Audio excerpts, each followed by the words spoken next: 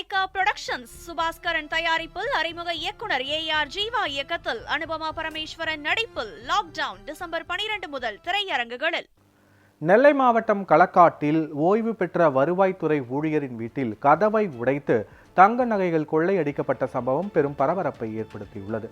களக்காடு பாரதிபுரம் கீழத்தெருவில் வசிக்கும் அயம்பெருமாள் என்பவர் வருவாய்த்துறையில் பணியாற்றி ஓய்வு பெற்றார்.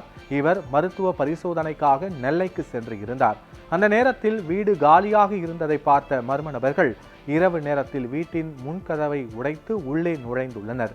வீட்டில் வைக்கப்பட்டிருந்த 20 பவுன் எடையுள்ள தங்க நகைகளையும் ஒரு பைக்கையும் திருடி சென்றதாக கூறப்படுகிறது. இந்த நிலையில் மருத்துவ பரிசோதனை முடிந்த பிறகு வீடு திரும்பிய அயம்பெருமாள் வீட்டின் கதவு உடைக்கப்பட்டிருப்பதை கண்டு அதிர்ச்சி அடைந்தார்.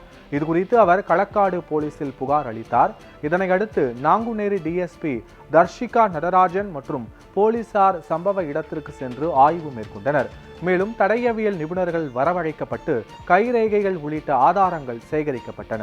இந்த நிலையில் கொள்ளையில் ஈடுபட்ட மர்ம நபர்களை போலீசார் தீவிரமாக தேடி வருகிறார்கள். ஏற்கனவே களக்காடு பகுதியில் திருட்டு சம்பவங்கள் அதிகரித்து வருவதாக பொதுமக்கள் தொடர்ந்து புகார் செய்து வந்த நிலையில் இந்த சம்பவம் அப்பகுதி மக்களிடையே அச்சத்தை ஏற்படுத்தியுள்ளது. இந்த நிலையில் திருடப்பட்ட நகைகள் மற்றும் பைகளின் மொத்த மதிப்பு 20 லட்சம் ரூபாய் என தெரிவிக்கப்பட்டுள்ளது.